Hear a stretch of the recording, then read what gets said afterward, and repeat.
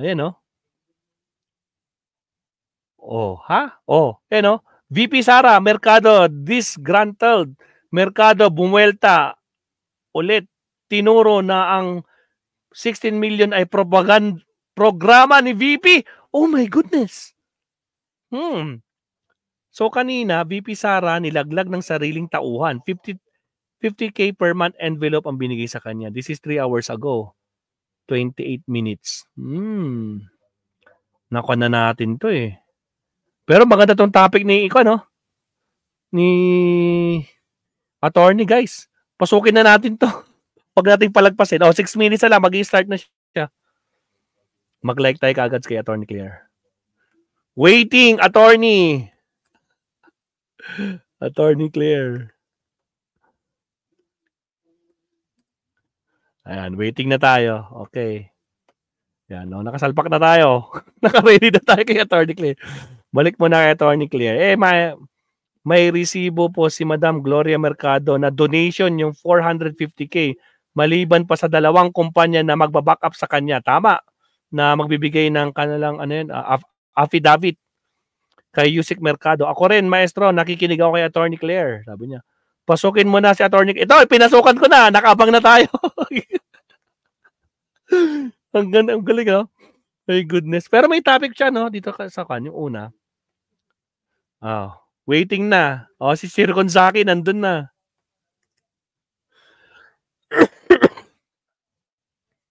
Oh, 5 minutes. 5 minutes to go, guys. Mag-i-start na si Attorney Claire. Ayan. At least na tayo. Nakasubaybay na tayo. Ayan. Mas maganda kasing, guys, na nakikinig tayo sa mga may alam sa batas. Kasi may nakukuha tayong aral. Hindi yung kwan lang. So, ako, guys, no, mas prefer ko na sinishare yung talagang kwan, yung talagang may alam. Kasi ayaw ko naman nagmamagaling ako. Ako magaling ako sa kwan lang, sa musika. Doon lang yun yung forte ko eh. Kaya nga ako tinawag na maestro kasi yun ang trabaho ko. Pagiging maestro ng isang musika, yung aking orchestra. So, yun talaga ang main job ko. Pagiging musician. So, that is my bread and butter ever since. Yan din yung nagpaaral sa akin nung high school ako tsaka nung college. So, full scholar ako lagi as a musician. Hanggang sa nagtatrabaho na ako, yun ang naging trabaho ko. Kaya tinawag ako maestro. Sa mga di po nakakilala sa kaya kung titingnan nyo yung aking icon picture o kaya yung aking profile picture sa Maestro Paul TV, meron akong stick talaga. Ito yun, no? Marami akong stick dito, guys. Stick baton ito. Ito yung pinaka ginagamit ko pag may concert kami. Ito. Mas mahal to eh. Mayroon siyang case. Ito yung mga ginamit ko nung college. Pinamana sa akin ng bandmaster ko. Kung hindi ako nagkakamali, guys, meron akong may 5 akong baton na ginagamit. Ayun. So, yan. Yung sa mga matagal nang nakasubscribe sa akin, alam nila yung kwento. Kaya pag papansinin niyo yung mga uploads ko noon, tungkol sa mga concert ng orchestra na tinuturuan ko. Kaya ayun. Maestro, send mo sa akin yan. Pinakita ni Trillanes, babasahin ko. Sige, Sir Leo. Send ko sa'yo. Correct me if I'm wrong, before sa first budget hearing ng DepEd, may Congress nagtatanong doon na alam na daw mag-staff ng DepEd kung saan nagamit ang confidential fund. Sagot ni DepEd staff, no. Sabi ni Just You and Me. Ilang minutes na lang, guys. Ilang minutes na lang. 3 minutes. 3 minutes ito. 3 minutes, eksakto. 3 minutes na lang. Excited tayo kay Attorney Claire. Correct me if I'm wrong. Maestro, send mo sa akin. Yes, Sir Leo. Mamaya, i-message mo ako, Sir Leo, para di ko makalimutan.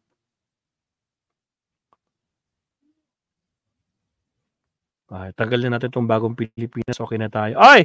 Bago ko makalimutan, end natin yung ating survey. Ano na yung survey natin? Teka lang. Nakalimutan ko i-end. Tapos na yung Tapos na yung bagong Pilipinas. So, tapusin na rin natin yung survey.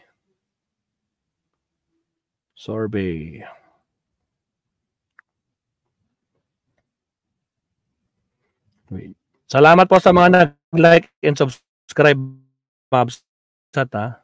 Thank you very much. Sa mga hindi pa nag-like and subscribe dyan, baka naman, Mabsat.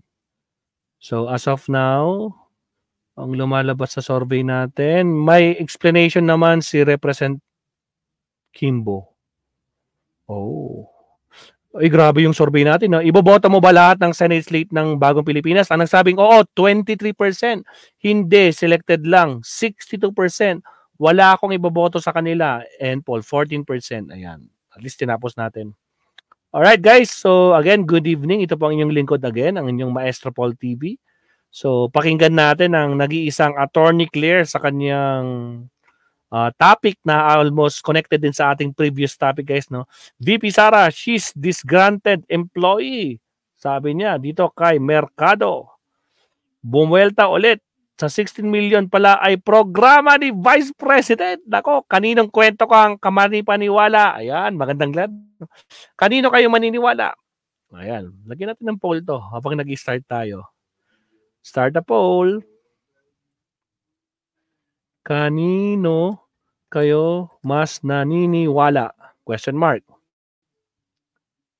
VP Sara version? Or Yusek Mercado? Mercado. Ayan, dalawa lang. Ngayon pa lang, alam nyo naman yung stand natin dyan guys, no? Napanood nyo na yan kahapon. O pinanood nyo na kanina. Ayan. So, pwede na kayo mag-vote guys. It's either VP Sara or Yusik Mercado. Sino sa kanila ang nagsasabi ng totoo? Okay, starting na tayo in 1 minute guys. 1 minute kay Attorney Claire. May nakaabang na 70 na kagad kay Attorney Claire. Mamaya, kung na yan, 5,000 to 10,000 ang viewers niya mamaya. Alright. Nabudol tayo ni Inday Pusit. Dapat matanggal na siya sa pagka-VP. It's payback time. Ang hindi na lang nag-resign si Binoy na nabudol din tayo, sabi ni Sir Leo. Yung inendorso ng Pangulo, sila ang magiging kakampi niya. Yung iniendorso niya, kung di nakuha ang sa kabila, DDS, malamang dinadagdagan lang natin ang hindi panig sa Pangulo. Sabi ni Nico Gaming. Oh, tagal ah. Attorney Claire, still waiting. Dumami na. I trust Yusek Glo Mercado. Good evening, sabi ni Bobby Sanceneres dito. Waiting for Attorney Claire. Okay, 9:30 na guys. Ito na. This is it, Pansit. Wait lang natin sa Attorney Claire, Mabsat. Lakihan nga natin to. Lakihan natin.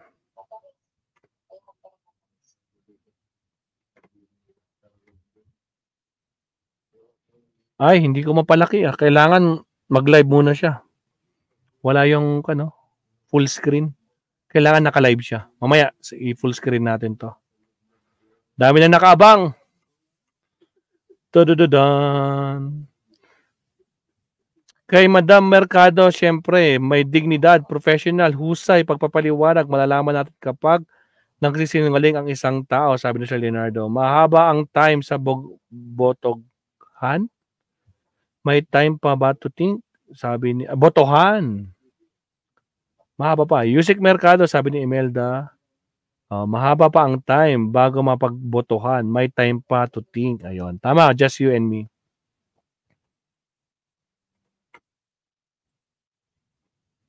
Sige, hintayin lang natin sa Attorney Claire, mga kabsat, no? Saan yung iniinom ko? Ayun, maubos ko tuloy. Asa na yung pagkain natin? Naku, ubos na din. Nag-dinner na ba kayo, guys?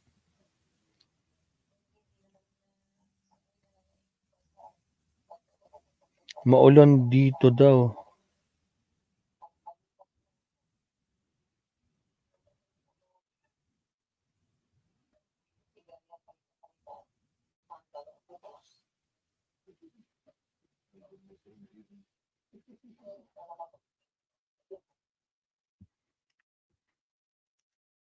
Mga didishit lang naniniwala kay Pusit.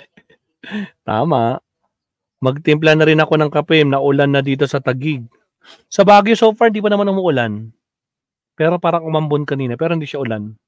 Lunchtime sa Middle East, sabi ni Just You and Me. Nasaan ka ba, Ma'am Just You and Me? Sa Kuwait ka, di ba? Kuwait? Kung di ako nagkakamali, nasa Kuwait si Just You and Me. Uy, 32. 9:32 na. Anong nangyari kay Attorney Claire? Attorney Claire, nandiyan ka pa ba? Sabi ni Addictus, paalala, iwasan magmura, magpaulit-ulit ng komento at mag-insulto ng pagkatao at pananampalataya. No ad hominem. No spamming. Maging magalang po sa bawat isa. Salamat po, sabi ni Addictus Rex. Kairita yung mga agawan ng mic. Waiting. Alin? Sino nag-agawan ng mic? Meron ba? Ang alam ko, may nagsagutang senador. Dalawa, nagmumurahan. Napanood nyo na yun, guys? May dalawang nagmumurang senador kahapon. Kung kani-kaninong reels na babas. Yung sa house, sabi ni Shikiri Gonzaki. Dito mo makikita ang isang tao na hindi nagsisinungaling kung haharap sa mag-investigasyon. Katulad ni Ma'am Mercado dahil suportado niya ng mga ebidensya, sabi ni Ruben Tabaco. Shikiri Gonzaki, nakakausap mo ba personal si Attorney Claire? As in, sa Facebook, nakakausap mo siya?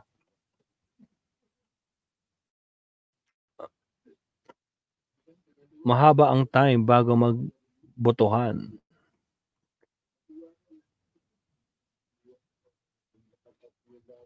Tagal ah. Oh, ang dami na nanonood, ang dami nang waiting kay Attorney Claire, oh. 145.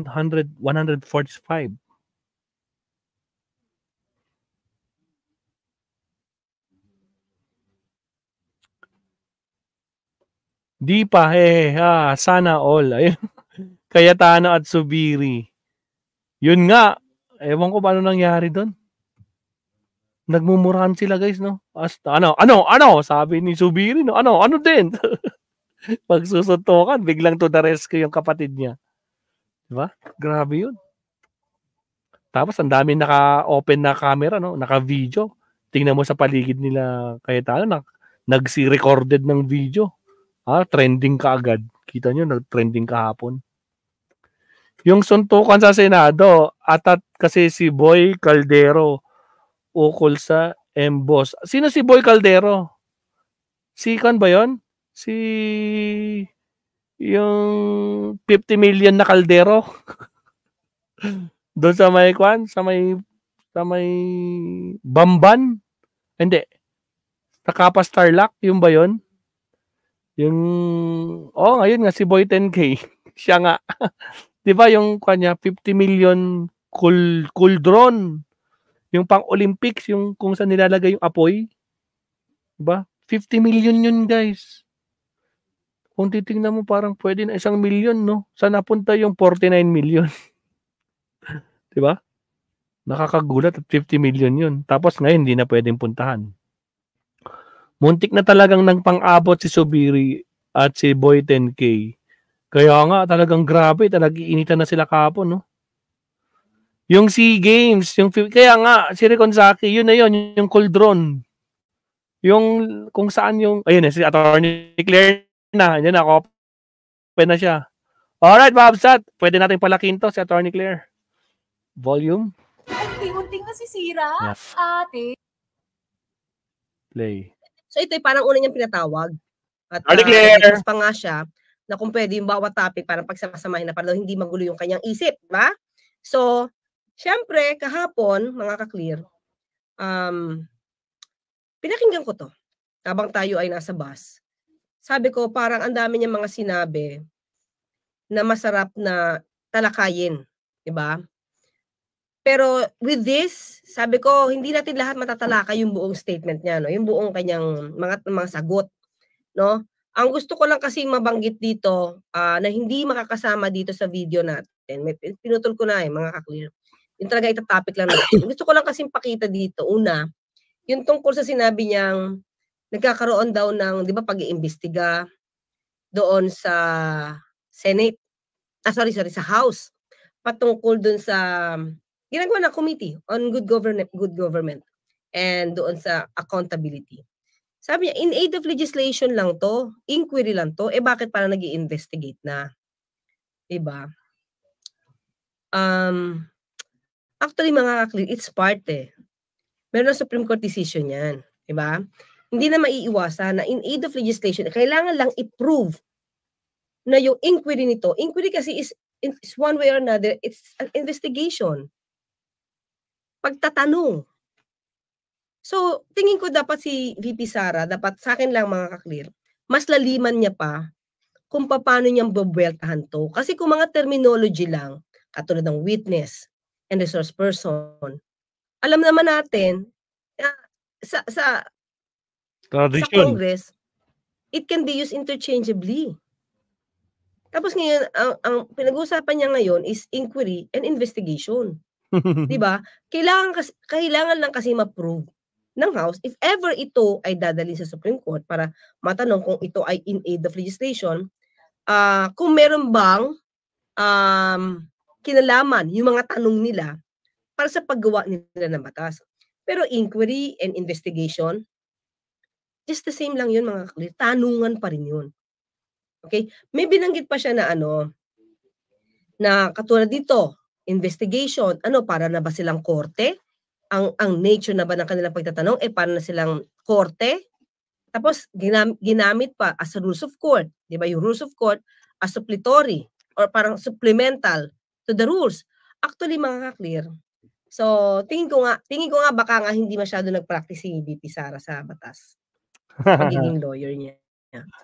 Kasi, alam niyo ba, kahit sa intellectual property rights, yung mga hearings dyan, meron silang mga sariling mga procedure. Okay, pero just to fill in the gap, di ba, halimbawa, meron isang situation na hindi nakakasama doon sa procedure na gawa nila, ang magsusupplement. Di ba? Para kasi yung rules of court, parang yun yung mother of all the rules. Mag-a-apply ngayon, pwedeng i-apply yung rules of court. Diba? So, hindi ibig sabihin na pag ginamit mo yung rules of court, may criminal in nature na yung pinag-uusapan. Diba? Kasi sa rules of court, may civil in nature din So, tingin ko dapat medyo si VP Sara ingat sa gano'n, especially lawyer siya. Tingin ko maiintindihan ko siya kung hindi siya lawyer. Okay? Yung mga ganun kasing mga idea, baka mali kasi yung maibigay niya na input, yung maibigay niya na result, output, maibigay niya result sa tao. Di ba? Baka magkamali ng idea, yung tao iniisip na pag may rules of court, criminal in nature ng pinag-usapan. No. In some of the procedures, mga kaklir, kapag talaga wala, di ba, nagkulang, ipinifil, ang ginagamit to fill in the gap is the rules of court. So, meron siya dun Pero sabi ko, hindi yun yung pinaka-main topic. Gusto ko lang siyang i-topic kasi importante siyang malaman ninyo na it's just normal. Kaya lang kasi nung pinakita niya to, sinabi niya doon sa mga reporter, parang nilalabas niya talaga na, hindi, investigation na ginagawa nila hindi just inquiry. Imagine mo gamitin investigate. Di ba? Tapos gagamit pa ng rules of court as supplementary or suppletory or supplemental sa pag-rules nila. So it's really criminal in nature. So that's wrong. Wrong po talaga 'yon. Okay? So, but ito po yung pinaka-topic natin. So, iniksian ko na to yung mga hindi importanteng topic. Ang pinutol ko po dito sa may bandang unahan lang po yung kinuha ko hanggang sa may bandang Madam Gloria Mercado kasi may tanong dito na paano kapang gagalaw, kulang yung pondo mo. Di ko na po kinuha yun kasi it's expected na yun ang sasabihin niya. So simulan po na natin ha, okay? Ang dalawa and may paper trail yung for a while, start natin. Okay. Ngayon po yung last day of deliberation sa budget, although they're still hoping na magpapakita po kayo. If first come towards na talagang mapako na po sa 733 million lang po ang ma-approve. What can the OVP do with that budget? We will see. Sinabi ko naman na noon, yung rason kung bakit hindi na kami mag-participate sa budget deliberations ng Office of the Vice President dyan sa House of Representatives. Dahil nga sinabi ko na dalawang tao lang naman yung nag-decide dyan, Congressman Saldico and Congressman Martin Romualdez.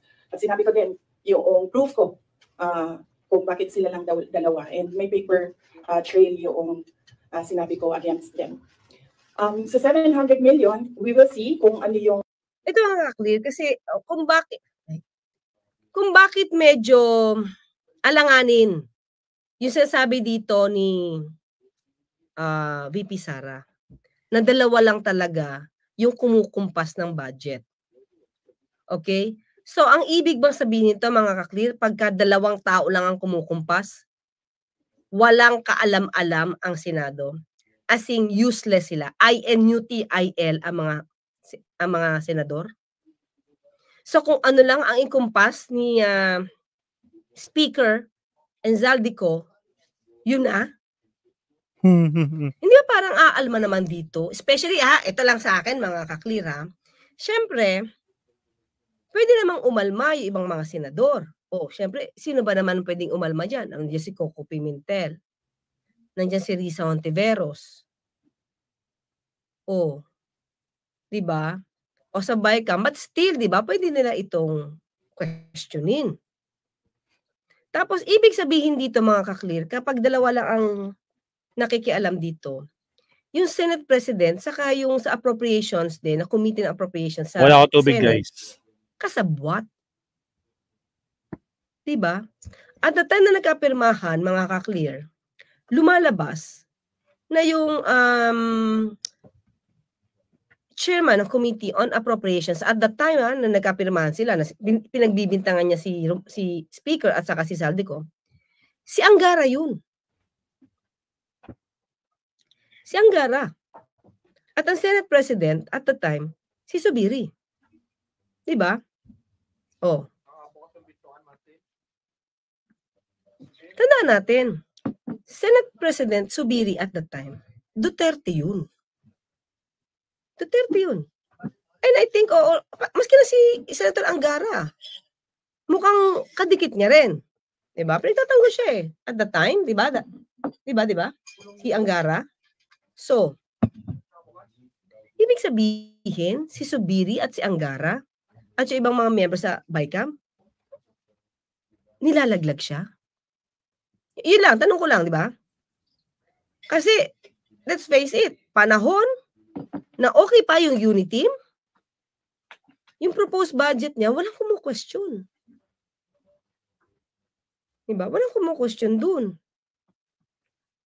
So, ibig sabihin, ulitin ko ulit, na-discuss ko na sa inyo, kaya lang, inulit niya ulit Ang sa akin lang, di ba, sabi niya, ang patunay dito, yung budget sa school construction, di ba? Kung tutusin mo, VP ka, mas mataas ka sa kanila, di ba?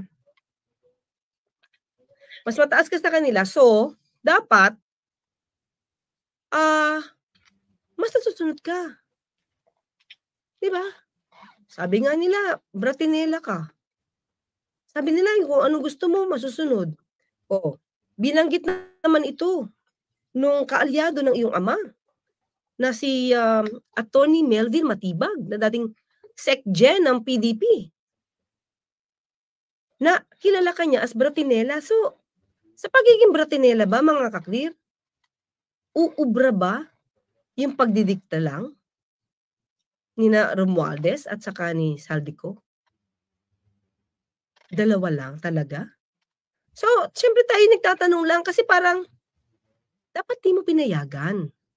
VPK, ano ang dahilan para payagan mo at ano ang dahilan kung bakit hindi ka umalma at hindi mo agad nireklamo? At ngayon ka lang magrereklamo. Diba? Ibig sabihin noon, mga ka-clear, ang dating sa akin, kasabwat din siya. Ano ang meron, ano ang nakuha niya para hindi siya kumibo noon? Kung talaga may sabwatan noon tungkol sa pondo. Ano yung kapalit? Ang kapalit ba is mabigyan ka ng 500 million na confi funds? Diba?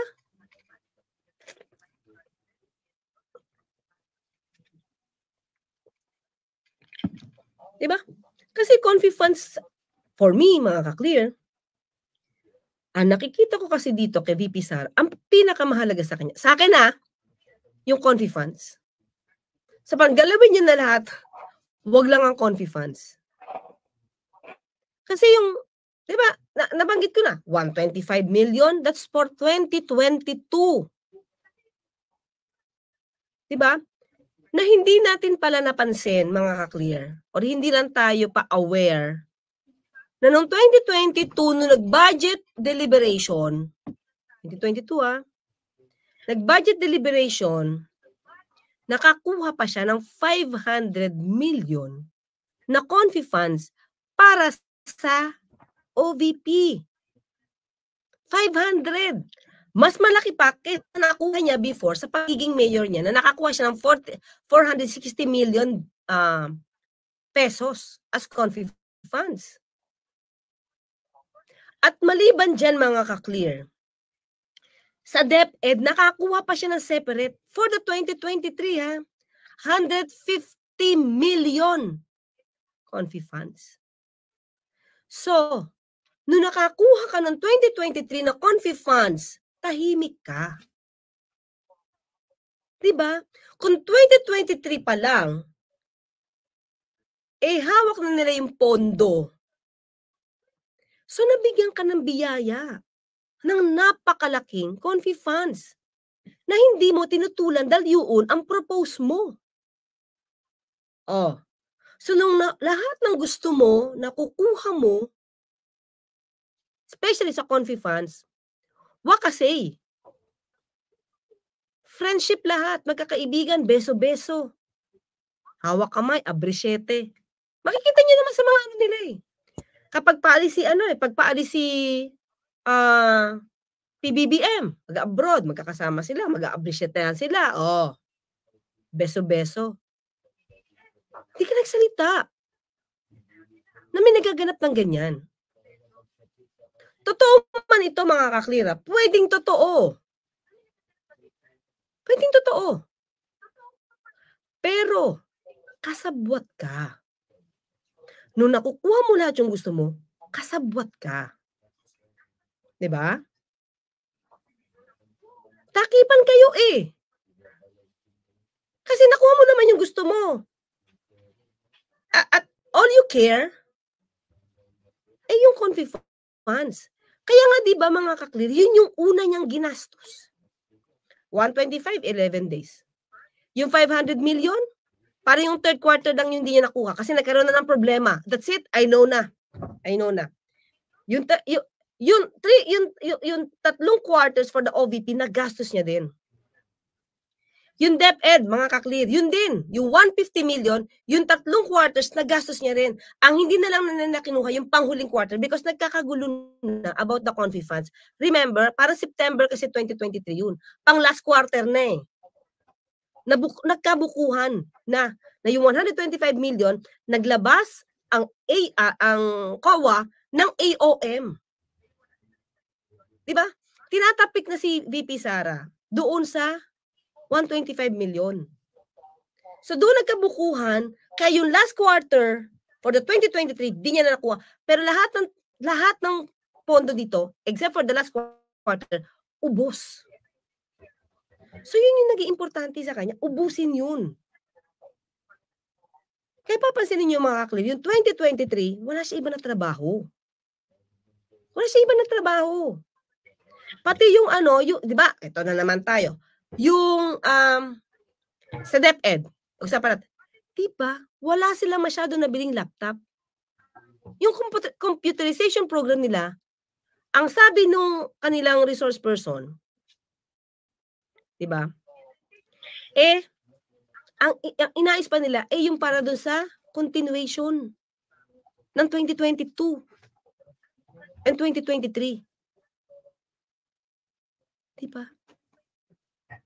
Kung sabi ngayon ni Congressman Luistro, bakit kayo humingi ng pondong ganito kalaki kung ang ipaprioritize nyo pala ay yung programa nung nakaraang taon. Kaya wala. Itong trabaho talaga ni VP Sara para sa DepEd, unahin mo natin DepEd, hindi na ayos. Hindi na ayos. Kaya nga, konti lang yung naggastos para sa computerization, diba, program, pero ubos ang confidential funds. Ngayon, ganun din ang nangyari sa OVP.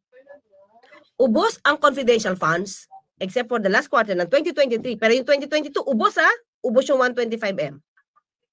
Pero yung programa nila sa magnegosyo taday, wala pang 1% ang naayos nila. Wala pang 1% yung natrabaho nila. Tapos sasabihin ni VP Sara na ready siya magsalita, ready siya sumagot kasi we are just working and we work. So nakita sa record ng COA kung ano lang talaga na trabaho niya. Diba?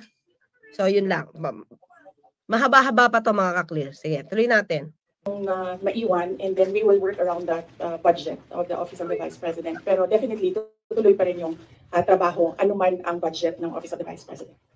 Di ba sabi ko naman sa inyo mga ka-clear, kung anuman makukuha niyang budget, lumiit man yan, deserve niya. Deserve niya kasi hindi niya pinagtanggol bakit ito ang kailangan nyo. Okay, nandiyan yung papel lang yan. But you have to explain mga ka-clear. Madaling gumawa ng papel eh. Pero kung paano mo itong i-implement, di ba? Paano mo itong i-enforce? Paano? Di ba? Yun ang naging problema nyo ng 2023 eh. Underwork kayo. Underwork ang OVP. Underwork din yung DepEd. At buti na lang, wala na siya dun. Di ba? Sabi nga natin, imagine niyo mga ka-clear, humingi siya ng budget for the laptops, computerization program. When in fact, ang dami pang nakatambak 1.5 million na laptops nandoon pa sa warehouse. Ba't di niya kinuha?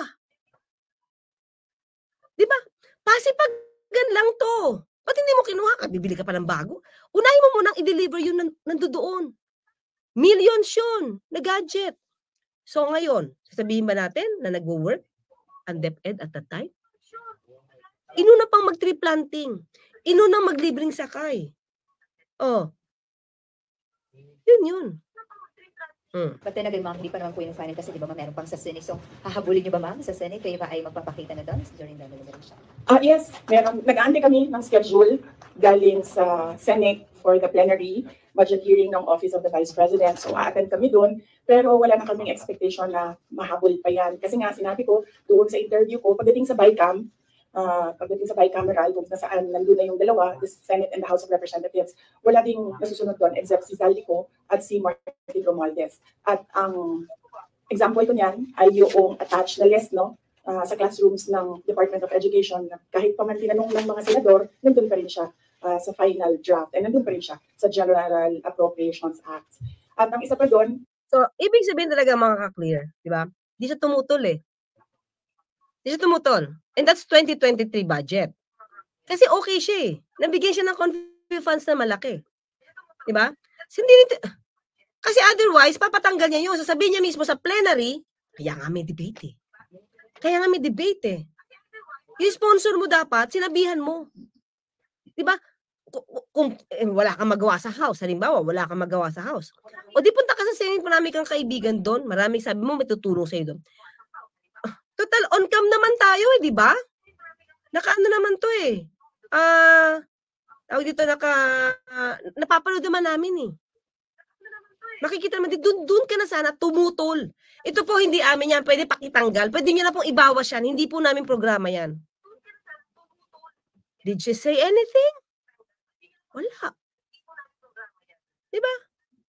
And now, nasa ano ka na, nandiyan ka na sa house. May binanggit ba siya? Ever? Patungkol dito sa dalawa. Huwag yung ganitong interview dapat doon sa house siya magsumbong. May binanggit ba siya? Wala. Ayaw po ba mag-oath? Dapat doon.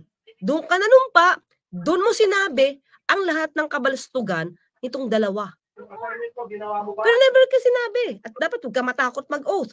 So, anong nangyari, mga ka-clear? Diba? Ang ginawa niya, Wala siya sinabi. Ang sinabi niya lang, hindi ba siya magsasalita? Bakit? Kasi sinisiraan niyo lang ako. Sinisiraan niyo lang ako. Dahil malamang tumakbo ko. Yun yung pinaka-summary na sinabi niya eh. Nung hindi siya nag-oath. Wala akong nadinig na nagsusumbong siya tungkol dun sa dalawa. Di ba? Wala tayo nadinig. Malakas lang ang loob niya magsita tungkol sa dalawa dito, diyan sa interview. Para pagdating sa house, hindi. So, dapat doon niya sinabi, di ba? Para napahiya yung dalawa.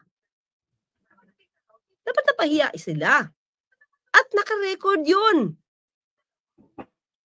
Under oath ka, naka-record yun. Ibig sabihin, you're telling the truth. Inayawan mo mag-oath. Di ka pa nagsumbong. Puro ikaw, inaapi ka, ito paninira sa akin. Yun lang. Yun lang yung mga words mo. Sayang daw the opportunity. Ba? It's lost.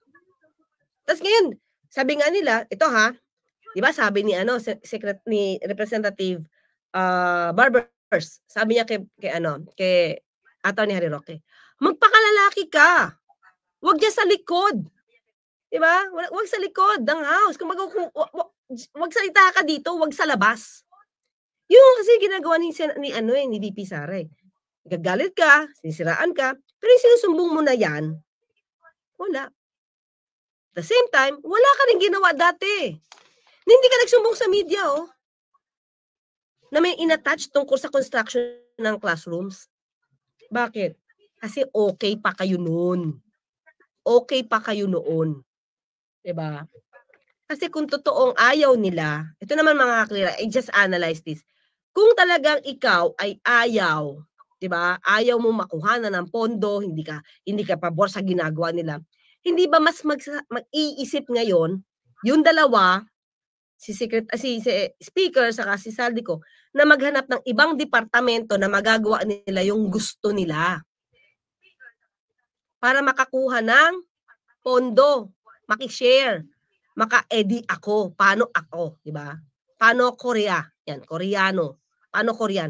May ganon. Bakit nila pinilit sa'yo kung talagang ayaw mo? Sakit sa ulo yun, di ba? Ayaw mo na, alam na nila, hindi ka team player. Bakit dyan pa sa'yo? Wala kang tinutol. Na example ko sa inyo, na sila hindi naman na nasusunod doon, yung kaguluhan nila at sagutan nila sa AKAP, wala yung AKAP, di ba? Nakita na lang nila yung AKAP sa webcam. At sinasabi ni Saldico, hindi, pumirma ang mga senador eh. Yun na yun eh, mga clear. Ibig sabihin, susubo ka ngayon, kasabwat pala yung mga kaibigan mo sa Senado. So dapat ngayon, pangalanan mo din, ito mga senador, na nakipagsabwatan daan sa dalawa. At kasama ka. Yun, pareho lang kayo dun. So, yun yung example ko na, yun yung proof ko na 2 tao lang nasusunod dyan. Si Saldico at si Martin Romualdez. But despite that, ma'am, sure na yung inyong attendance mo sa Senate deliberation. Yes. Kahit alam mo, first come to worst, talagang yun ang makukuha ang budget ng OVP. Opo, oo. Sigurado yung... Kasi feel ko kasi talaga, mas marami siyang kakampi. Remember yung huling hearing nila? Yung huling hearing sa budget ng OVP? Si Senator Risa lang naman yung nagtanong about the book. Wala na. Lahat sila agree. Interparliamentary courtesy. Lahat naman sila okay. So kaya mas hindi siya takot sa Senate. Alam niya, di ba? Attendance namin. In fact, kahapon, na-discuss namin dyan sa chief staff na opisina kung ano yung date para ma-block namin yung date ng meron ng show cause order yung ibang mga show cause na tayo. Opo, nabanggit kanina noong nagmo-monitor ng hearing na meron ng show cause order yung ibang mga personnel ng Office of the Vice President. Sabit lang namin sa aming legal, dito sa OVP, meron naman kaming legal division, and then we will ask our lead lawyer to come up with a legal opinion. Okay. Mga clear, hindi ko alam kung nanditong parte ha. Sinabi niya kasi na itong mga tao niya, pinili daw na hindi umaten. Tinanong daw niya eh. Okay? Pinili daw na hindi umaten. Bakit? Hindi para sa sarili nila, kundi para sa pamilya nila. Come to think of it, mga ka-clear. Itong mga tao mo, public employees. Meron silang obligasyon, meron din silang pananagutan bilang public employees. Diba? meron niyang accountability tulad mo.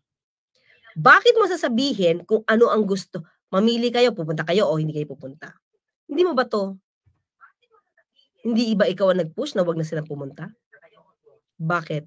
Kasi kung yung mga tao mo na yung medyo questionable ang ginagawa, Gina Acosta, diba? Yung sinasabing bagman. Kasi siya yung nag-ano disbursement officer. Natawag dun Parang literal sabi ni Ma'am Heidi, yun daw yung parang bagman. Hindi naman illegal. Hindi naman illegal, di ba? SSDO yan Parang yun nga daw yung bagman. Okay? So, may mga tao ikaw na pinapupunta to explain. Bakit hindi mo papupuntahin? Ang sabi nila, kasi ayaw nila mapahiya. Ito yun Ito yung sa may, hindi ko alam kung nandito na or bandang dulo. Ang sabi niya, ayaw nila mapahiya, kawawa yung pamilya nila. This is the point, mga ka-clear. Bakit sila mapapahiya kung wala naman silang maling ginawa? Ay, diba? Kung kaya naman nila i-explain lahat ng ginastos nyo, ano ang nakakahiya doon? Bakit sila ikakahiya ng pamilya nila? Hindi ba mas nakakahiya na nagtatago sila tulad mo? Diba? Ito nga parang sundalo. Sinabi ko na to sa inyo kagabi. Ang sundalo, pag matapang, may hawak na armas at kumpleto, hindi takot lumusob. Pero yung sundalong duwag, lalo na't walang armas, tatakbo yun palayo. So ngayon, kung ikaw ay may armas, kayo dyan sa OVP ay may armas, kompleto ng papel and everything, ano ang ikakatakot nyo kahit politikahin kayo? Well, in totoo lang mga kaklir, hindi na nga issue yung pamumulitika because politiko sila. It's part of it. Part na kayo ay tuligsain kung may mali. Parte na kayo ay i-monitor. Diba? Dapat nakakatingin kami sa inyo. Parte yan. Pinili nyo yan. Tapos ang sensitive nyo pag pinupolitika kayo. Baloney. Diba? Dapat hindi. Pinili nyo maging ganyan Tapos ngayon, gumastos kayo. Ayaw yung tanungin kayo.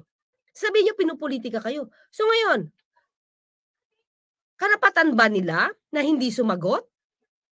Dahil mahihiya. Baka sila mabash at ikahiya sila ng pamilya nila. In the first place, VP, sabi nyo, wala kayong misuse of funds. Prove it. Wag ka na. Wag na ikaw pumunta. Sige na. Excuse ka na. Kasi sabi mo, pinupolitika ka. Excuse ka na. Pero yung tao mo, hindi naman yan kandidato Hindi naman yan tatakbo sa eleksyon. So, hindi mo sila hayaan umupo dyan, sagutin, ayon sa records nila, papel, hindi yan dapat utal-utal. Alam mo, VP, may isang tao taga DepEd Di niya nga masagot yung computerization program ninyo. Utal-utal. Bakit? May tinatago ba? Di naman kailangan mautal-utal kung tama yung i-report mo. Mauutal ka talaga kapag may tinatago. So, di ba? Di mo na kailangan i-suggest pa yan, itanong sa legal department ninyo. Kasi obligasyon nila na sumagot.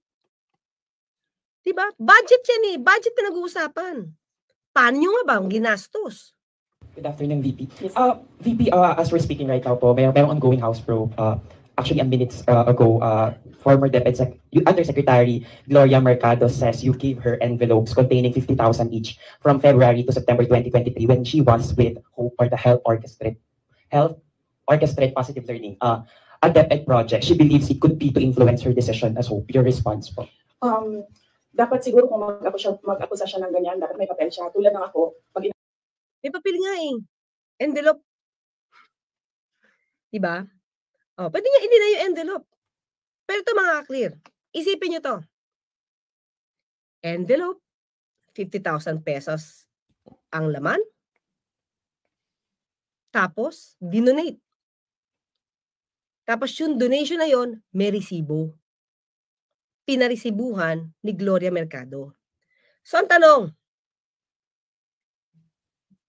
kung simpleng tao lang at walang masyadong kita ito si Gloria Mercado, makakapag-donate ng 450,000 pesos, saan galing yon? Sa bulsa niya? Gagawa siya ng kwento na itong 450,000 pesos ay galing sa'yo, tapos idodonate niya. Hindi ba mas maganda sa loob na pera ko to, pinag-ipunan ko to, idodonate ko to sa charity? Kasi pinag-ipunan niya galing sa pawis niya. Pero hindi naman niya kinilim na kanya, di ba? Galing nga sa'yo eh. Gusto nga niya isole, hindi na kayo nagkaroon ng pagkakataon mag-meet. Kasi mukhang at war na kayo. So, ang ginawa na lang niya, dinonate niya, pero may resibo. Ayon, may resibo siya. So, saan naman magagaling yung 450,000 pesos kung hindi rin naman sa'yo? Yun lang yung sa akin, mga kaklira, di ba?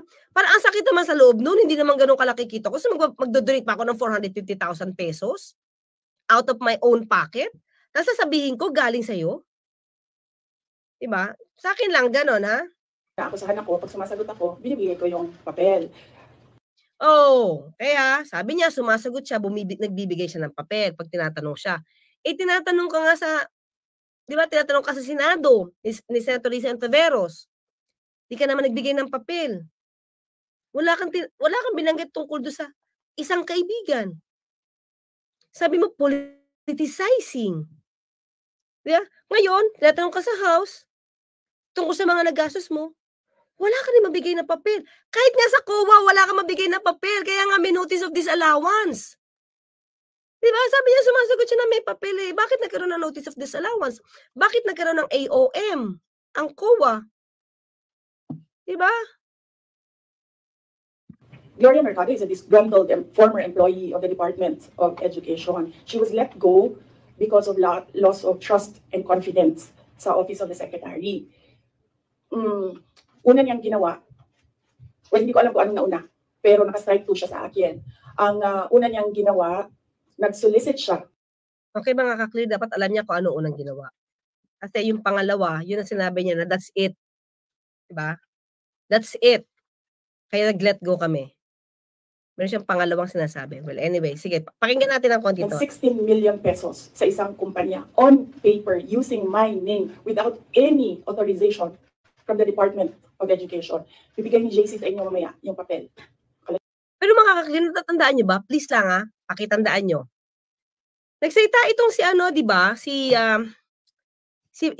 Madam Gloria Mercado na she was given the authority to sign. Diba? Paki-recall yon kasi alam ko merong ganon eh. May tinatanong siya, nakakapagpirma ka? Opo. I was authorized. Okay? Pero sige, tingnan natin ha. Pangalawa. Okay, sinasabi niya yung 16 million na nag-solicit daw. Itong si Madam Gloria. Okay?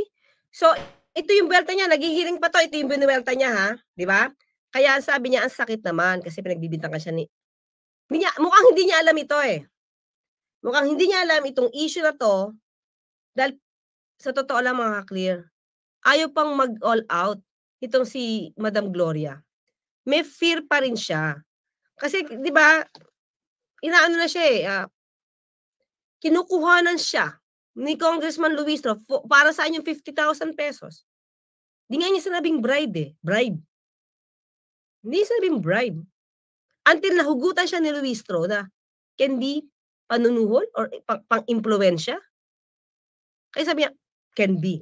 Di pa siya nag-all out na sagot. But in her mind, alam niya para sa yung 50,000 pesos. Kaya nga ayaw niyang tanggapin eh. Awkward, di ba? Awkward. At ayaw niyang tanggapin, ayaw niyang buksan. So kung hindi ba niya iniisip na pang-impluensya yun sa kanya, ba't naman hindi niya bubuksan? Ba't hindi niya tatanggapin kung bonus yan? And at the same time, walang tumatanggap ng ganung halaga. Hindi lahat.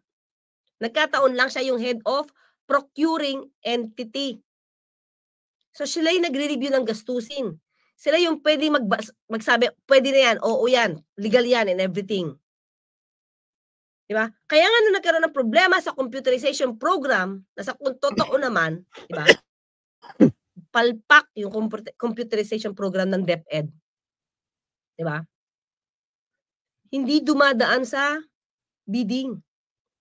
Yun ang gusto mangyari nung Attorney Monsayak. Diba? Yon. Pag-usapan na lang natin. So mukhang may papaboran. Kaya lumalaki yung budget ng laptop, ng computerization program. But in fact, di nga sila makadeliver. So ang ratio, sabi ng USEC ng DepEd at that time, 1 computer is to 30 teachers. Sige nga. Yan ba'y nagtatrabaho? Isipin mo na lang mga ka-clear. Yung ba'y nagtatrabaho, 1 is to 30? Kailan pa makakagamit yung pan-30 at teacher doon sa laptop? Tapos tinatambak lang, hindi kinukuha ng DepEd sa panahon ni dating ni VP, yun nasa warehouse. O ano nangyari doon? Baka nagkasira-sira na yun. Sensitive ang mga laptop sa init. Inanay na. Nagko-corrode ang mga monitor niyan. So, porkit may pera, humingi kayo ng pera sa house, or sa budget pala, para sa budget. Na kayo pake doon sa 1.5 million na computer? Nasaan naman ang puso ninyo? Samantala, ang dami naghihirap na teacher, estudyante, makagamit lang ng computer. O tapos ngayon, tatanungin natin bakit ang baba ng rating ng Pilipinas pagdating sa reading, sa math, science. Di ba? Ngayon, anong sabi ni ito? Bumuelta kasi dito. So, itong press con, ginawa ito mga clear para iangat. Kasi medyo nasira siya dun sa envelope Okay? Tandaan mo mga ka-clear, dito sa bandang dulong ito, pinromote niya pa yung Calaguas Island. Hindi nga natanong Vice President, bakit nagsinungaling? Bakit hindi nagsabi ng totoo ang OVP? At hindi sinabing ikaw talaga yung nasa beach. Ang sabi niyo fake news yun. Hindi yun natanong. Sinabi fake diba? news yun. Anong labas ng OVP nung sinabing wala siya sa beach? Pero pinatotohanan ng PNP na nasa beach siya. Nung nagbigay na ng memo, yung itinerary, ang PNP, yung regional director doon, ng galaw ni BP doon, saka lang sila saka umamin si BP. Pero yung OVP na nagbigay ng statement, tikom yung bibig. Sino ngayon paniniwalaan natin na kwento? Tama. Mga ka-clear. May statement nga ulit ngayon diba? Yung OVP, kung makapagbigay ng statement, parang hindi mo binabasa. O talagang gusto nyo itago. Kasi doon sa official statement before, ang binanggit lang, dumaan sa Binsons, Dait, Albay. Never mention ang Calaguas Island. So that's, di ba? To mislead. To mislead us. That's the point. Pero na corner na Sukol na Sukol na, parang kibulay lang. Ebidensya, Hindi umamin si BP na para bang may Japanese reporter kasi dito. Sabi niyo, have you been to Calaguas? Oh yes, I've been there. Sabi naman ng Japanese. Tragis talaga ito si Inday. I love Japan. I love your country. You go to Calaguas. That's a beautiful place. Na iba na yung naratibo. Yung fake news ng OVP nawala na sa eksena. Di ba? Nawala na sa eksena. Kaya lahat ng mga lumalabas na statement dyan sa OVP na yan, yung parang kanina, yung pinalabas natin kanina na statement niya dito kay Mercado.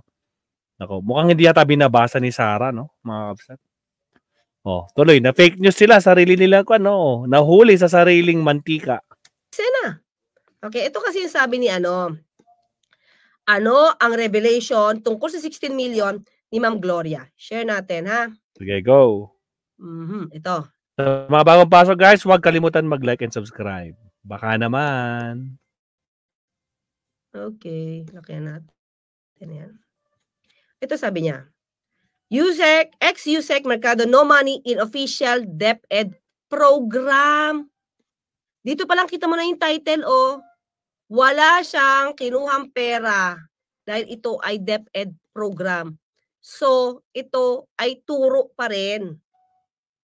Ang finger ni Gloria Mercado paturo pa rin kay VP patungkol sa 16M million pesos. Ito sabi niya, former Undersecretary Gloria Humamil Mercado has denied VP Sara Duterte's allegations that she was let go from the DepEd for soliciting money from private companies, stating there was no money involved in that issue. Okay? Okay, sabi niya, clarify that that the issue raised by Duterte was actually an official government program pala. Diba? A system that would have allowed Duterte, ito kanya, to contact teachers whenever she may be. Programa ni BP. Diba? Patay ka According to ngayon. Mercado, the allegations that she solicited 16 million from private companies was one of the reasons cited by Duterte's Chief of Staff, Undersecretary Zulaika Lopez, when she asked Mercado to resign from DepEd. Okay? The second one, sabi niya is, the second one is, Zulaika mentioned that I solicited from 2 agencies. So I explained to her that it was a program which our strand dinevelop. HR siya eh, mga kaklir. Sa HR usually nagde-develop yan ng program. Diba? So there were 2 consultants from UNICEF to develop the app, and then we asked our external partnership office to look for external partners who will be presenting the program because we developed the concept. So alam ng DepEd. Siguro ito lang yung nakita ng dokumento na pinirmahan ni Ma'am Gloria. Sige, ito na lang gamitin natin. Diba? Itong gamitin natin as leverage against Mercado. It's DepEd Guru. Ayan, it's her being able to contact 980,000 teachers. It's like a means for her to talk to teachers whenever she may be. So yung 16M pa rin is a program. It's DepEd Guru ang pangalan, no? Para makausap niya ang 980,000 teachers. Diba? Everyone uploads the credentials, even the computation of the teacher's qualification is already on there. No human intervention. So that was the program. Paano ito masasagot? Alam ni BP yung 16M. Diba? So kaya ang nakikitang alam ni Ma'am Gloria kung bakit siya tinanggal ay ito. Mercado said this request from Lopez came after, nag-resign siya eh. Okay? Kasi gusto niya umayos at gumamit ng procurement law, di ba? Rules on procurement. Pero Mercado said this request from Lopez for her to resign came after she opposed the suggestions from former Education Assistant Secretary Raymond Bonsayak that bidders in the computerization program should just discuss among themselves the fate of bidding. Hindi ba? So, paano? Ito pa sabi niya dito. Ayan, but Mercado said, 2 companies being tagged with her have expressed willingness to issue an affidavit that she did not solicit any money. So, yun yung welta. Ay, lumit pala. Sorry. Okay, wait for a while. Ayan. Mas maliit pala. Ayan, But Mercado said that the 2 companies being tagged with her have expressed willingness to issue an affidavit that she did not solicit money. Okay, yan. Ayan, lakihan natin. Ayan. Mas malaki. Ayan. So, nakita nyo? So, hindi ito, diba? Hindi ito pang sarili. Program pala ito ng DepEd na ang tawag ay DepEd. Okay? Ayan, DepEd Guru. Ayan. Now, ano pa sabi? Let's continue. Wait. Tuloy natin to. Noong nag-school visit ako sa Cebu, merong lumapit sa akin na teacher. Sabi niya sa akin, Inday Sara, masakit sa loob namin na mga teachers kami na nasa field. Tapos merong humahawak ng teacher items na wala dito sa aming probinsya o wala dito sa aming region. So, pinakwento ko siya. Iyon naman yung purpose ng aking mga school visits, diba, sa iba't ibang lugar na bansa. Sabi ko, one-on-one tayo, kwento mo lahat sa akin. Ano? And then it turned out, ang HR mismo ng Department of Education, our undersecretary, took a teacher item from Region 7, nilagay niya sa central office for a non-teaching task. Ginawa niyang executive assistant niya. Ang apelido ng Villar. Hindi kaya mas malaki yung sweldo? Kaya pumayag yung teacher na maging executive assistant niya? Tandaan natin, yung executive assistant niya ni Atty. Roque, 56,000. Baka mas malaki yung kita. Kaya pumayag. Di naman nagreklamo, di ba, mga ka-clear? Yun lang yung sa akin, ha? Yun lang yung sa akin. Meron niyang paper trail. So, nung bumalik ako sa central office, tinanong ko, totoo ba na meron tayong teacher item galing sa Region 7 na nandito sa atin? Totoo daw. Nasa HR. HR pa mismo ang gumawa ng parang injustice sa teachers namin sa field. So, on that second... But, sa akin lang, mga ka-clear, hindi ko alam yung pinaka-detalye nito. Walang pinakitang resibo to si VP Sara. If ever man, injustice kasi sabi niya, paano nga kung mas malaki yung trabaho, yung sweldo bilang executive assistant ng USEC? Ikaw ba tatanggi? Sa akin lang, mga kaklira, ayoko na maging teacher. Executive assistant na lang ako, mas malaki sweldo. May injustice ba doon? Yun lang sa akin, may injustice ba doon? Ayoko na mag-teacher. Sige po, executive assistant niyo ako. Ito sweldo. Pumayag si executive assistant. May injustice ba? Tanong ko lang naman, di ba? Point, hindi ko na pinalampas. Oh, yun. In other words, ito yung pangalawa. Kasi sabi niya kanina, hindi ko na matandaan kung ano yung pangalawa, pang-una. Pero ito ngayon yung pangalawa.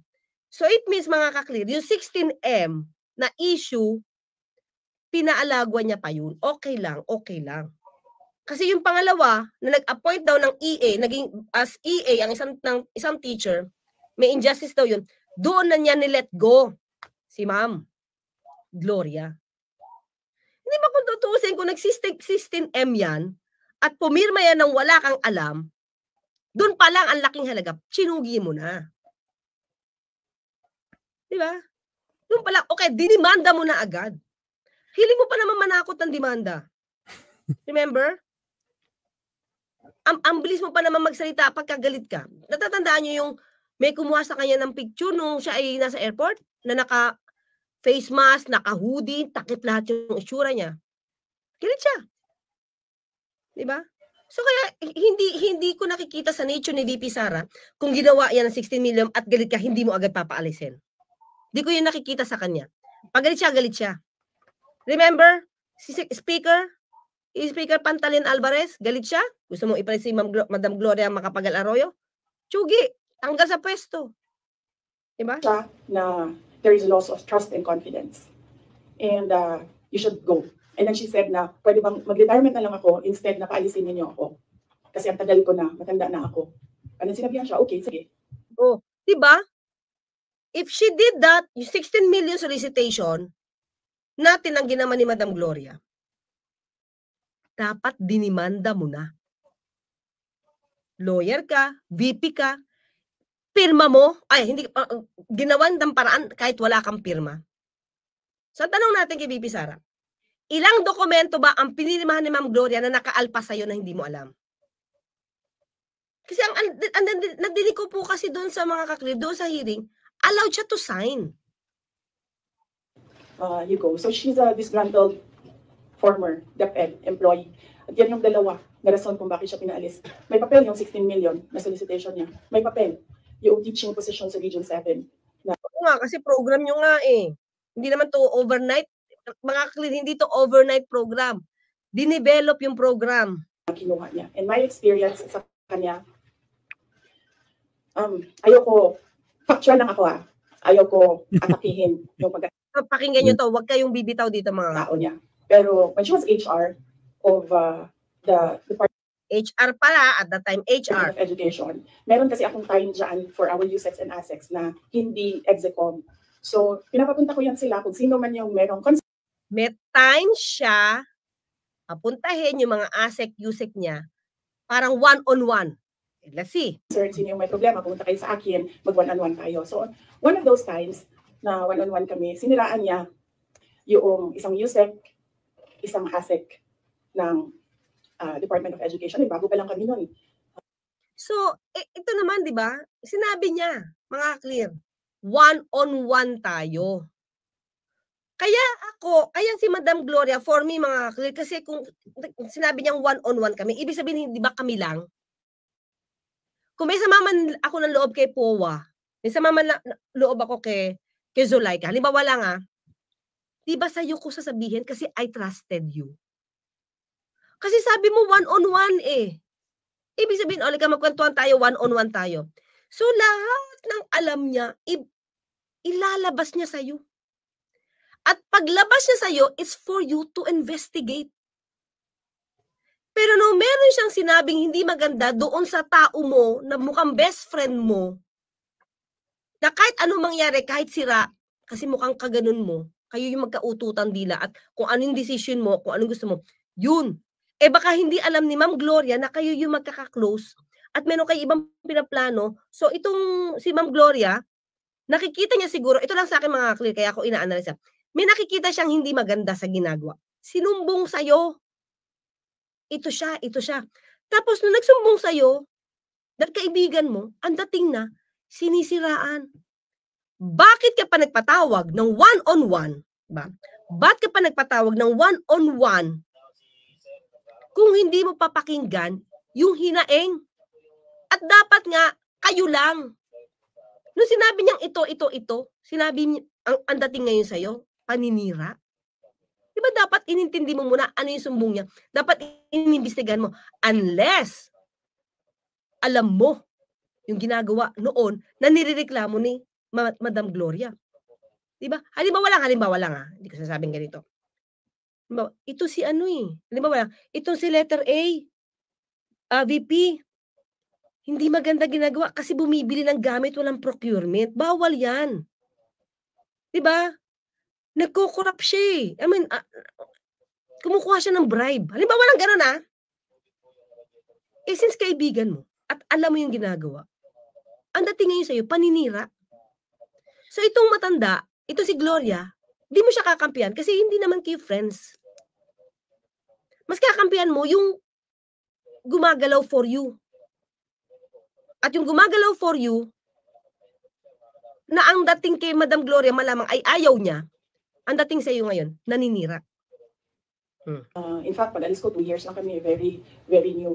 Nagulat ako, kasi HR ka Pag HR ka, hindi dapat ikaw yung mag-cause ng away-away sa loob. Diba? Kaya nga Hindi siya nagkukos ng away, kaya nga siya nagsusumbong sa'yo At in-invite mo siya for a one-on-one. Sa'yo galing VP Ini-invite mo yung USEC mo, ASEC mo, para magkaroon ng one-on-one. Heart-to-heart talk. Tapos yung sinasabi niya ngayon, minamasama mo. Loob ng institusyon, dapat ikaw yung maging peacemaker. But siniraan niya yung isang ASEC and isang USEC sa akin mismo. Ay, nagulat ako. Diba? Pag siniraan, ibig sabihin, meron siya nakikitang mali. Investigate. Huwag mo agad sabihin sinisiraan, you investigate.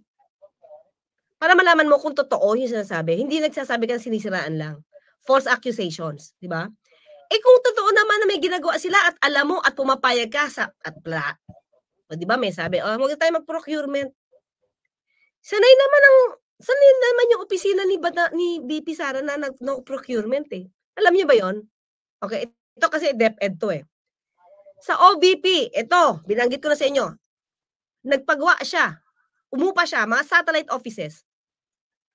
Yung mga gamit doon, binili nila, di umano, gamit yung PENLAC cash advances. Hindi ko alam kung saan galing. Basta cash advances.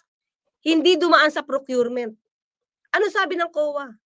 That's 600,000 pesos. Mali ang ginawa ng OVP. Bumili kayo ng mga furniture na hindi dumaan sa procurement.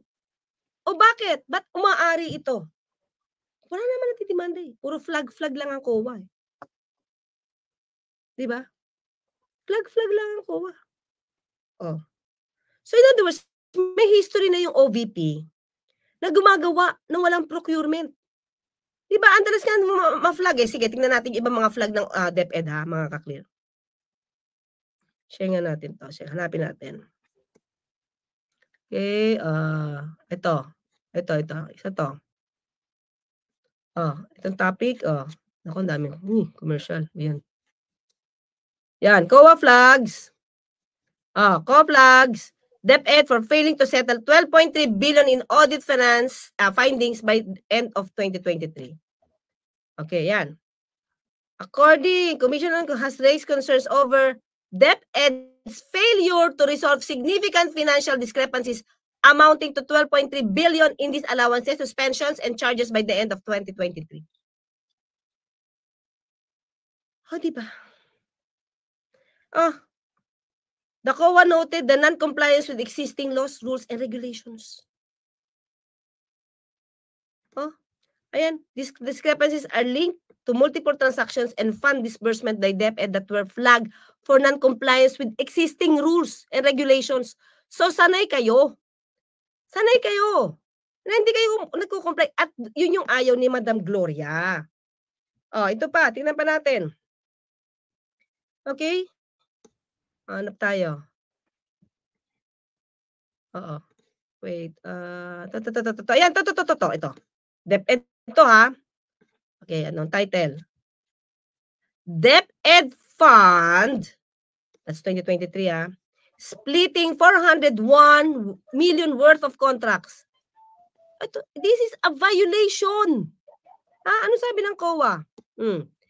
The COA flag procurement transactions of DepEd regional offices and school divisions offices totaling 400.94 million, deeming them contrary to the implementing rules. Ayan na naman, Ayan, sige, ano sabi ng COA? Okay, ayan. According to COA, yung mga naman si commercial, nandito, paano ko matatanggal? Ayan, tanggalin natin muna, ha? Wait, talakayan ko pala muna, baka maliit. Okay. Yan. Saan tayo?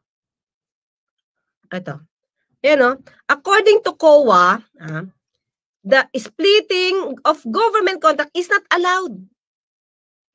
It defines splitting contracts as a division or breaking up of contracts into smaller quantities and amounts, or dividing contract implementation into artificial phases or subcontract for the purpose of dividing or circumventing the requirements of the law and its IRR. Kita nyo, mga clear? Sanay sila. Tapos sabihin nila, nagko-comply sila. Ang dami nilang flag sa COA, hindi sila nagko-comply. At yun ang ayaw.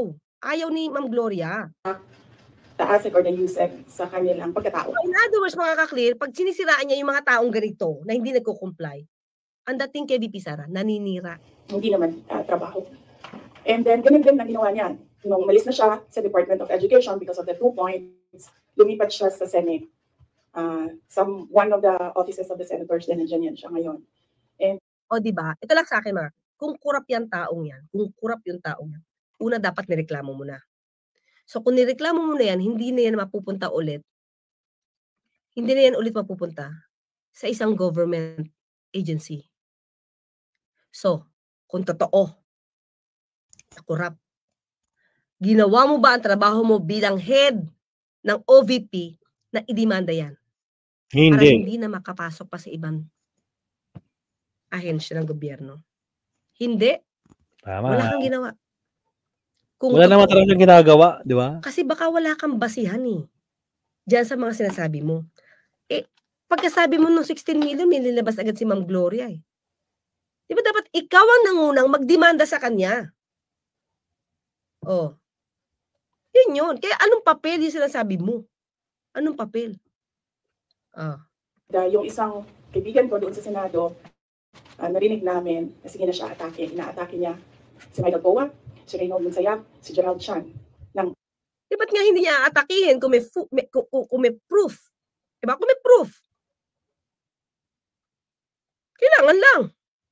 Kailangan lumitaw yung totoo. At yun na parang ayaw mong lumabas. Diba? So, gaano kayo ka-close ni Michael Powa? Oh, spokesperson mo na siya sa OVP? Pero representative pa rin siya ng DepEd? Ilan ba trabaho ni Powa? Diba? Kasi sabi niya dyan sa hearing na yung mga ka-clear, sa hearing na itong huli, representative siya ng DepEd. Pero spokesperson siya ni OVP. So, you're close. Mas close kayo kaysa kay Gloria Mercado. So, ano ang ginagawa ni Mercado, anong ginagawa ni Powa na okay sa'yo? Ito ba? Ito mga paglabag. Lawyer to eh. Si Michael Powa is lawyer. So, itong mga pagkakamali nyo sa COA, okay sa kanya? Hindi ka ba niya ina-advise? Wala bang advice na wag ito? Wag tayo magbigay agad at hindi tayo nag-comply sa procurement, sa mga regulations? O, kaya kayo nagkakasundo kasi okay lang? Yung mga paglabag, okay lang sa kanya? Kaya OVP, DepEd, kasama mo. Yung tanong lang tanong lang. Ako yung nagbabase sa mga report ng COA na meron kayo mga requirements na bina-violate. So, ito ba ay okay sa inyo nila Atty. Powa and Atty. Monsayak? But dapat sila yung nagpo-protection sa'yo kasi lawyer sila. Mas may alam sila sa batas. The problem is, may mga lawyer, mga ka-clear, ito hindi ko sinasabing sila, may mga lawyer na instead turo ang tama, mahanap sila ng paraan, diba? To circumvent the law. Diba? Tulad na mga terminology yung ginagamit. Witness, resource person, inquiry, investigation, rules of court, ginagamit as supplementary rules. Huwag niyo naman paikutin. Huwag niyo naman paikutin yung mga taong hindi lawyer. Kasi yung lawyer, pag lawyer ang mag-ano sa inyo, maghimay-himay, makikita. Iba pa yung iba hindi naman nakikinig, yung iba nakikinig sa inyo hindi lawyer. Yan ngayon yung nakapangalan sa kanyang statement. Kaya kami, nung nagbasa siya kanina ng statement, hindi na kami nagulat. Kasi narinig na namin sa opisina, dyan sa Senate, yung mga pinagsasabi niya after she was let go. Yun pala eh. Bakit hindi mo dinimanda na intriguing against honor? It's a case, mga ka-clear. Yung nagchichismis? Iba kasi yung grave court, iba yung di ba? Iba yung slander. Pag slander, yung oral defamation, na dinig mo sinabi sa'yo. Ikaw, mangkukulam ka, ganyan. Oral defamation. Pero yung chinichismis ka, pwede mo demanda yun. Intriguing against honor yun. Pwede mo dinimanda. Paano kung totoo? Kaya hindi na demanda. Kasi pag dinimanda mo, ang nagchichismis, kuno-kuno, lalabas ang totoo dahil magsasalita yan sa korte. Totoo naman ito po kasi yan, kaya ako po yung nire-reveal. Bakit? Concern ako sa taong bayan. People should know this. Di mas lalo lalaki. Kaya hindi mo pwedeng i-demanda kasi lalabas. Katulad nito, lumalabas. So ngayon, sana lang mga ka-clear, naliwanagan tayo. Yes. Alamin natin kung sino ba talaga ang kapani-paniwala sa kanilang dalawa. Diba? Si VP Sara ba? O si Ma'am Gloria Mercado? Ano na ba sa survey natin? Tandaan natin, pinakita ko ba sa inyo? Si Ma'am Gloria maraming position to Okay? Si Yusek dati siyang, tao na siya ni dating Pangulong Duterte. Nandoon siya sa office of the Presidential Advisor for Peace, Responsibility, and Unity. Okay? Tapos, wait lang Tapusin natin yung poll mga kapsat. Basta yun. 97% nag-vote Yusek Mercado, mas naniniwala. VP Sara, 2%. Okay? Ayan. Hindi siya ordinaryo. Okay? Nandiyan din siya sa, at that time, parang, meron siyang, may silang affair dito. Okay, at the same time, mga ka-clear, nakuha pa siya dito. Congratulate pa siya ni VP Lenny dito. Teka, lakihan nga natin, wait lang. Ay, laki na ba? Wait lang. Ayan. Ayan dito, congratulate pa siya ni VP Lenny part siya na undersecretary siya ng Office of the Cabinet Secretary. Pero wala na tong Cabinet Secretary. Wala, demolish na tong position na to. Okay, so yan o, Yusek Gloria Humamil Mercado, Deputy Cabinet Secretary ng Office of the President of the Philippines. So, tao na siya ni Duterte, ni tatay niya.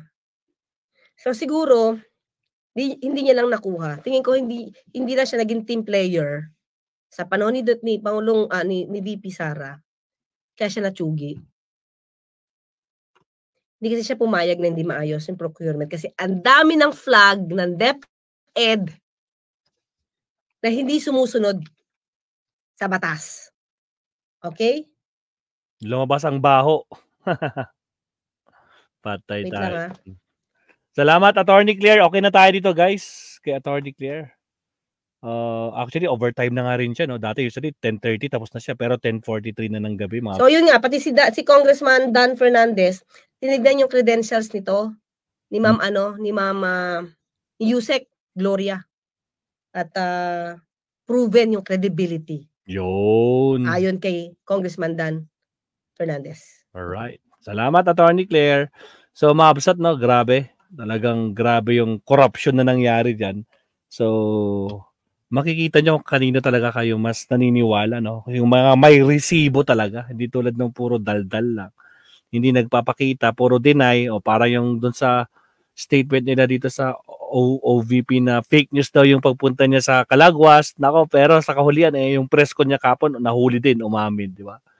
So, ayan, mabsat. Then aside from that, yung mga issue niya sa kanyang confidential fund mula nung naging mayor siya, na ang laki-laki, actually, laki talaga ng kanya, no?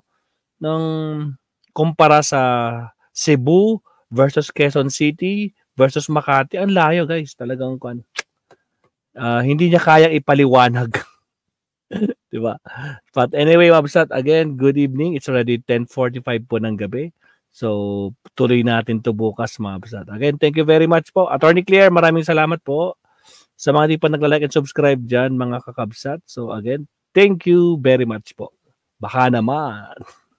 Si Leonardo Ansag, maraming salamat. Nandyan po si Leonardo. Si Just You and Me, Annabelle, Kuya Bay, Esther Gutierrez, Franklin Au, Rani Sierra.